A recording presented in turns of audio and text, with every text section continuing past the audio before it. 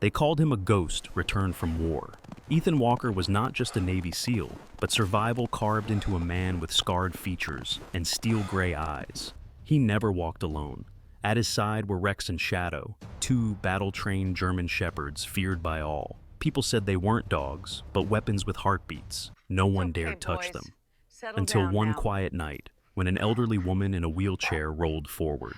Maggie Thompson, silver-haired and gentle-eyed, did not scream or flee. As thunder shook the room, she reached out and spoke softly. Two war dogs lay down, and a hardened soldier finally broke.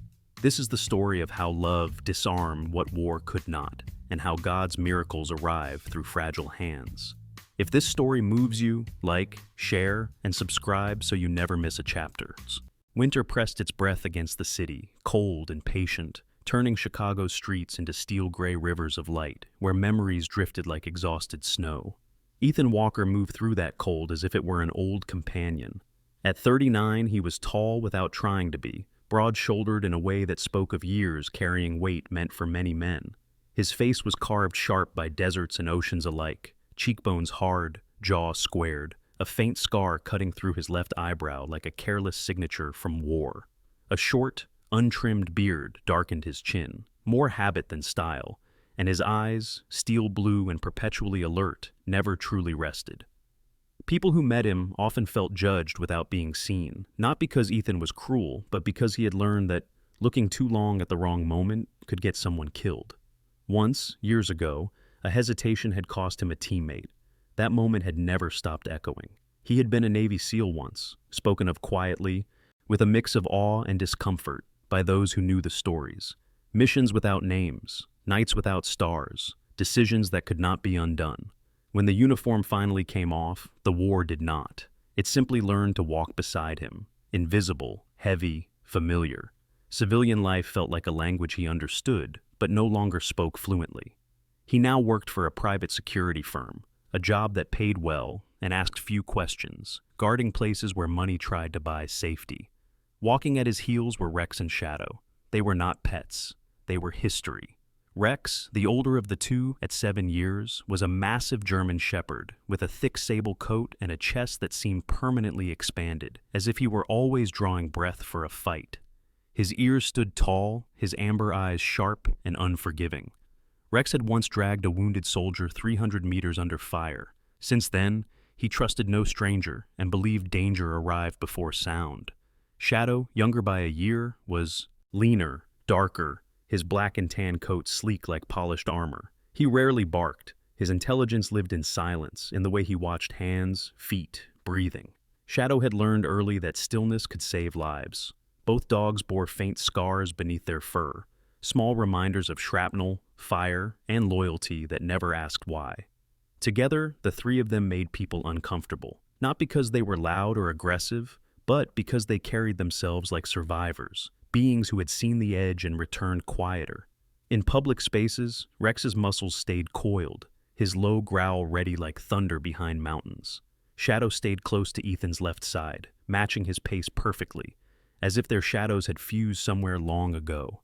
Peace, when Ethan found it, came in fragments. A morning without nightmares. A cup of coffee finished while still hot. Even then, guilt crept in, whispering that rest was a luxury earned by the dead. He often wondered who he might have. Been without the war, then dismissed the thought as useless. That man did not exist. On this particular evening, Ethan was assigned to a high-end restaurant on the edge of the city, a place of warm lights and polished wood that tried to pretend the world outside was gentle. He stood near the entrance, posture relaxed but mind sharp, scanning reflections in glass more than faces. Rex lay at his feet, head up, eyes tracking every movement. Shadow sat upright, still as a carved statue. That was when the room shifted, not loudly, not dramatically, just enough. Across the dining room, an elderly woman sat alone at a small table by the window. She was in a wheelchair, modest and worn, its metal dulled by years of use. Her name, though Ethan did not yet know it, was Margaret Maggie Collins. She was in her early 70s, small-framed, her posture slightly curved but dignified, as if her spine remembered standing taller. Wisps of silver hair escaped a loose bun at the nape of her neck, catching the light like frost. Her skin was pale and thin, marked by age and sun, her hands trembling faintly as she lifted a spoon. Yet her eyes, soft brown, steady, observant, held a depth that startled him. They were the eyes of someone who had buried dreams and still chosen kindness. Rex stiffened. A low growl rolled from his chest, subtle but dangerous. Shadow leaned forward, muscles tightening, gaze locked not on Maggie's face, but on her hands. Ethan felt the familiar pull of tension, his body ready to correct, restrain, command.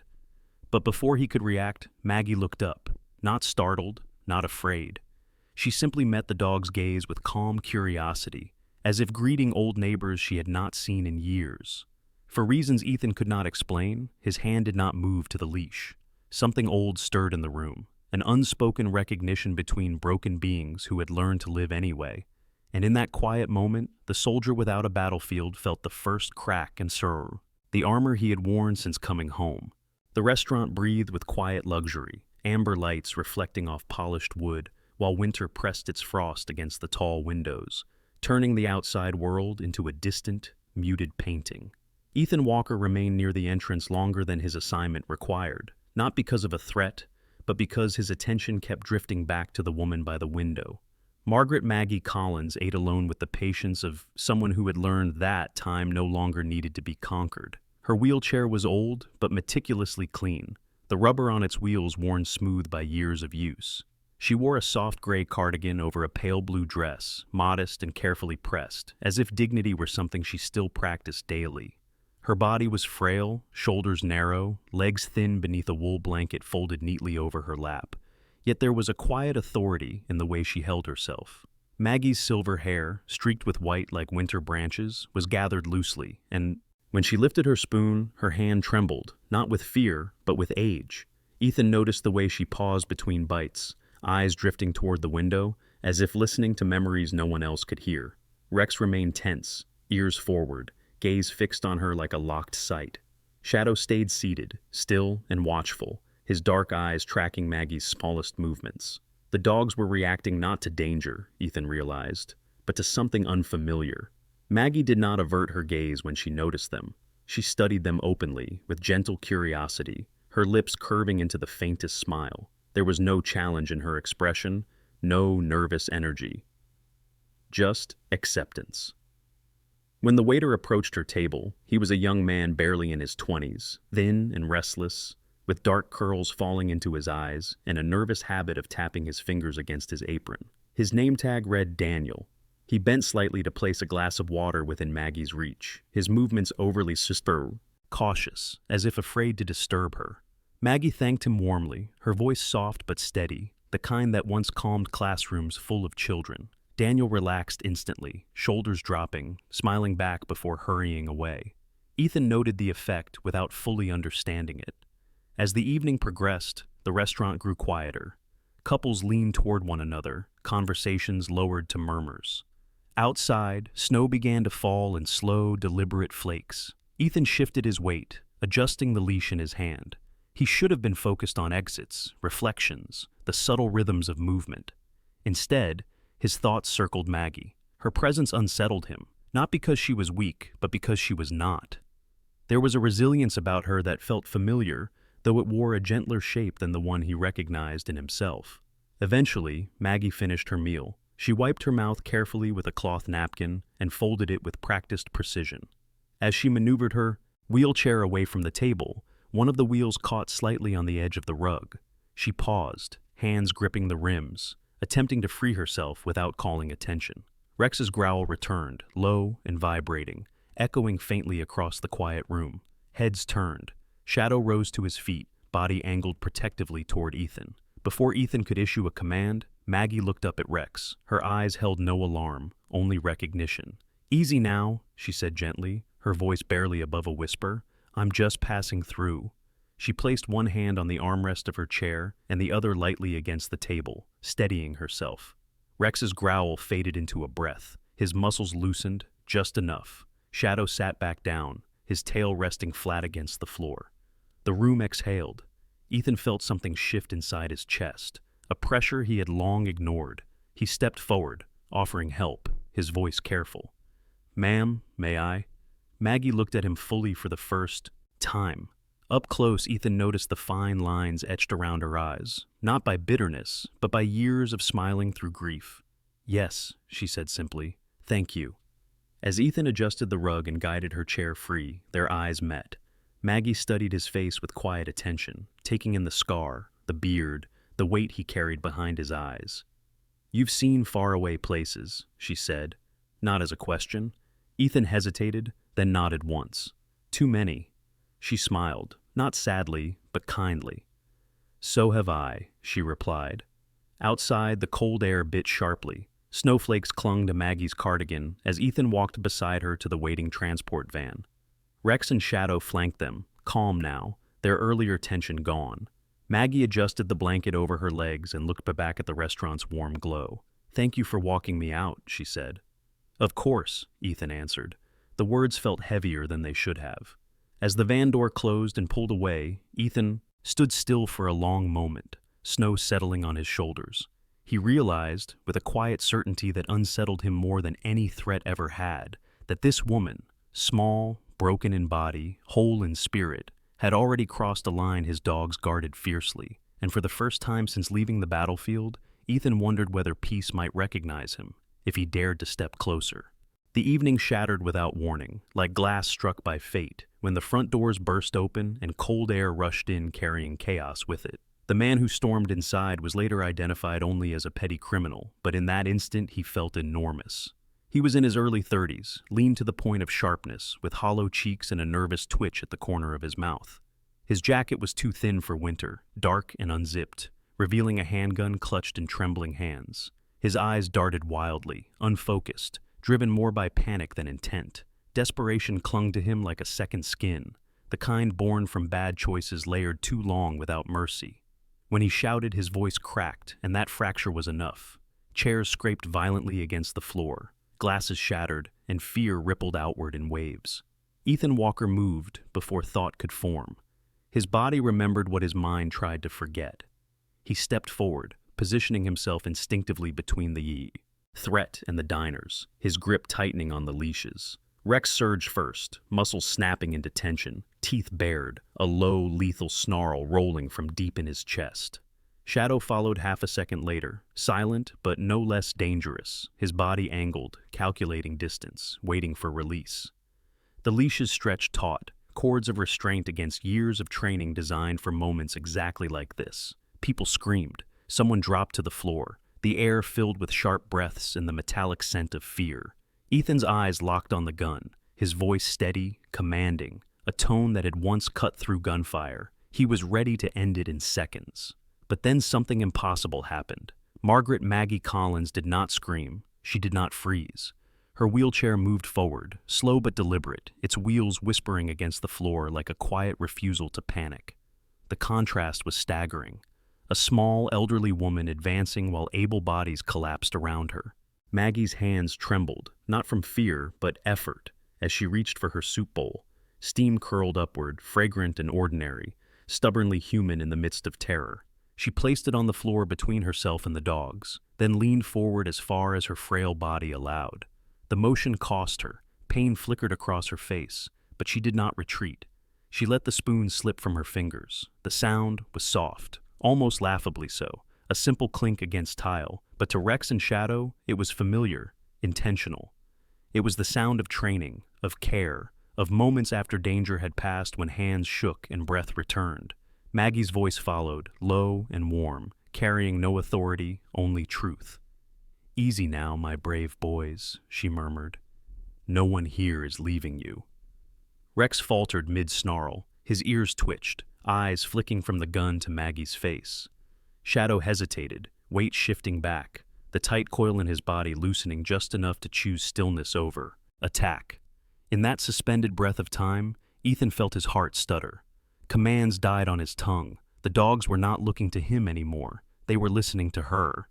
The gunman hesitated too, confusion flickering across his face, as the expected explosion of violence did not come.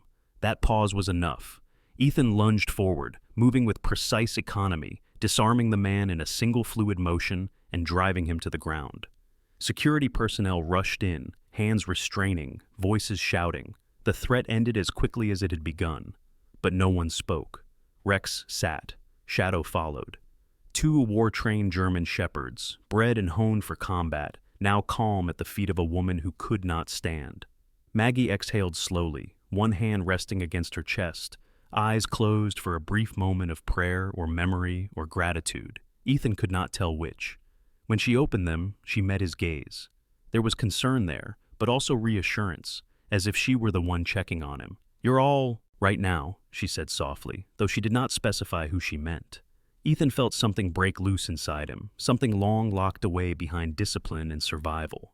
His hands shook as he secured the leashes, not from adrenaline, but from the realization that control, the thing he had clung to since the war, had slipped gently from his grasp. And it had not been stolen. It had been given away. The restaurant slowly returned to sound. People whispered, cried, laughed nervously. Someone applauded, uncertain why. Paramedics arrived.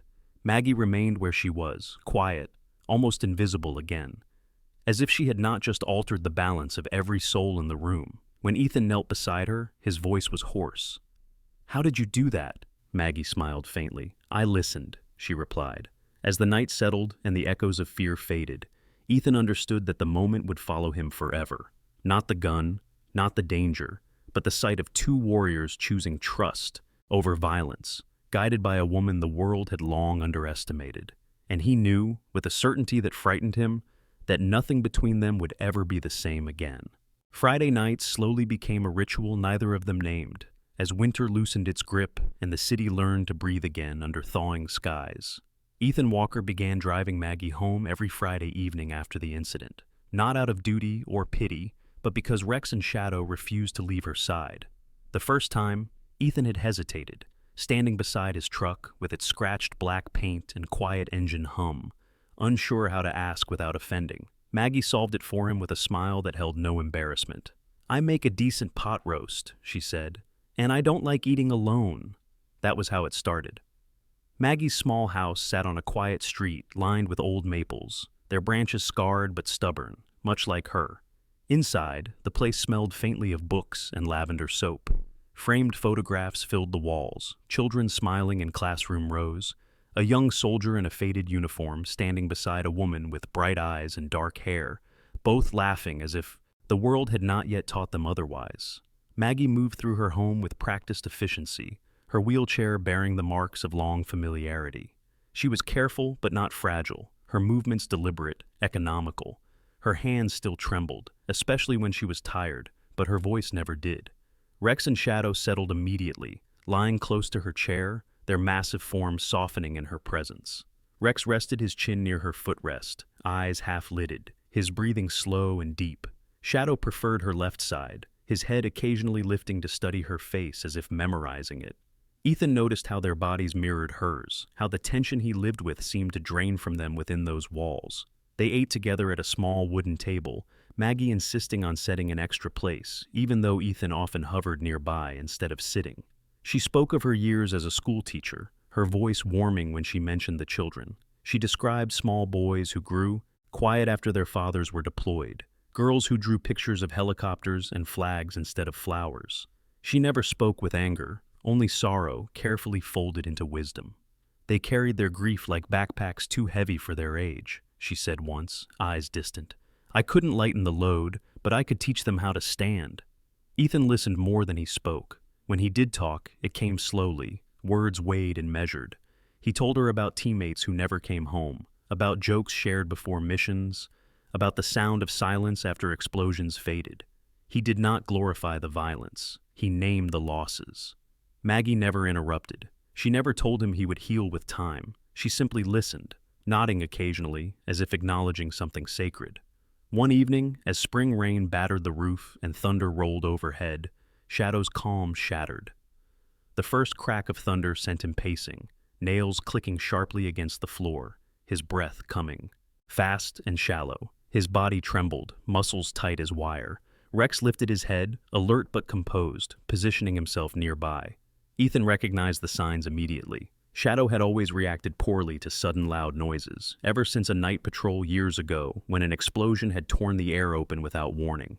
Ethan moved to intervene, voice low, steady, the way he always had, but Shadow did not respond. His eyes were wild, fixed on something far away.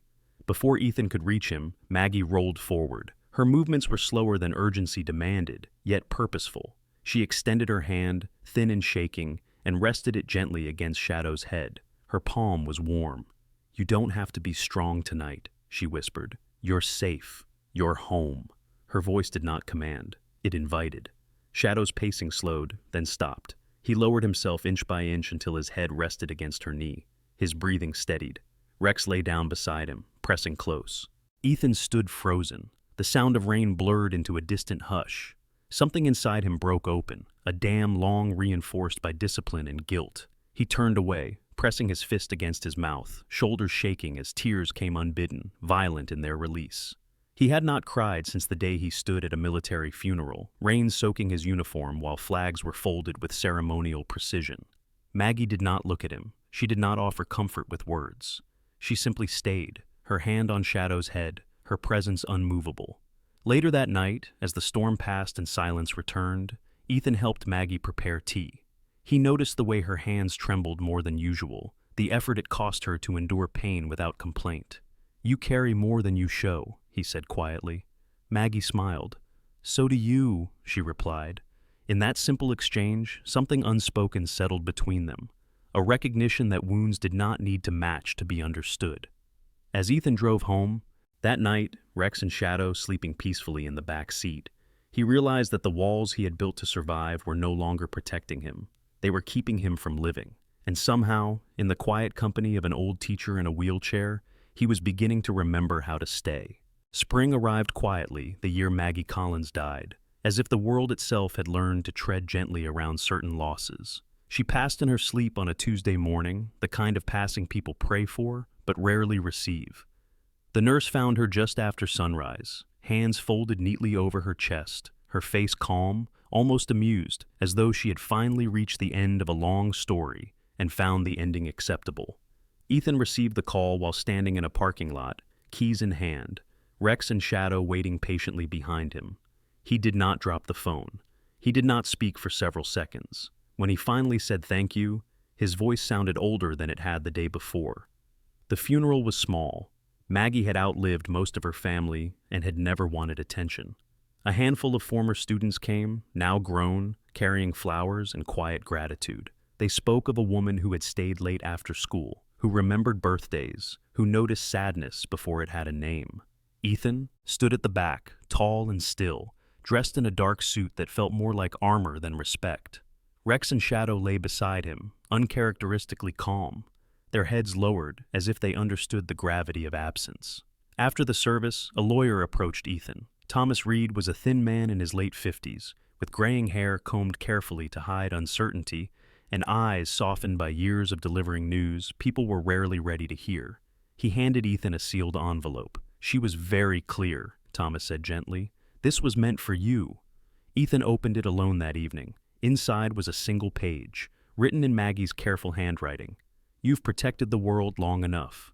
Now learn how to stay in it." That was all. No explanations. No apologies.